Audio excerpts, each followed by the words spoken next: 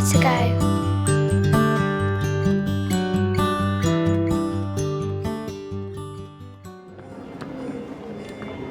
Excuse me, I'm a researcher from Oxford. I'm doing a study on how people think about immigration. Would you mind? No, don't go there. My name's Scott Blinder, and my research focuses on attitudes to immigration and integration issues among the British public. For half a century now, opinion polls have consistently shown that the British public favors a reduction in the number of immigrants coming to Britain. But these basic questions about preferences for more or less give us only a very partial understanding of the public's true attitudes and understandings of the immigration issue. So to try to build a more detailed understanding of what the public thinks, knows, and feels about immigration, we commissioned Ipsos MORI to conduct a survey of a 1,000-person representative sample of the British population, which was conducted last September. My brother, where he lives, there are loads and loads of Polish people, and they're taking all the houses there. And, but there's immigrants and immigrants. You get immigrants that come here and they actually work, like the Polish people, for no problem. They work very hard. They pay all what they should be paying, their taxes and their dues. But well, then you get the all, others. Yes, the Polish people do. No, they don't. We're going to quarrel in a minute. Right. People are often asked whether they'd like to see immigration levels increased, reduced, or kept the same, but about immigrants as a whole.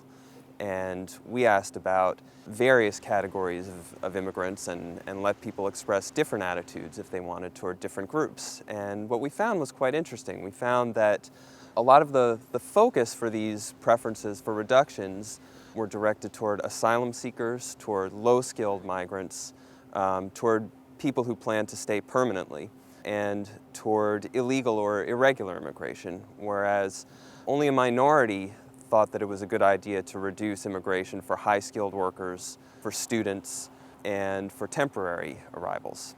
This is important in thinking about the relationship between public opinion and public policy, because policies are actually directed not toward immigration as a whole, but toward particular groups. And before, we've only had measures of public opinion toward immigration as a whole.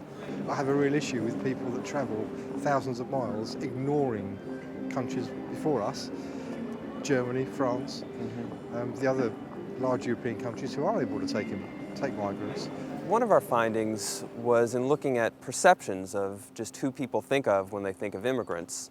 We asked them to choose among the main categories the reasons why people come to Britain, so asylum, study, work, and family, and they were allowed to choose as many of those options as they liked.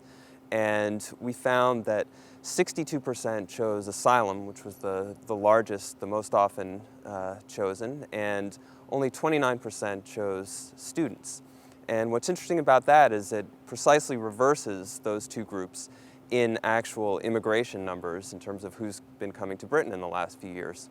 Students being the most numerous, and asylum seekers less than 5% of arrivals in the last few years. So what people perceive is in some ways quite the opposite from what government statistics are telling us. I don't class students as immigrants, no. You don't think of them? No. That's interesting. The government does. Did you know that?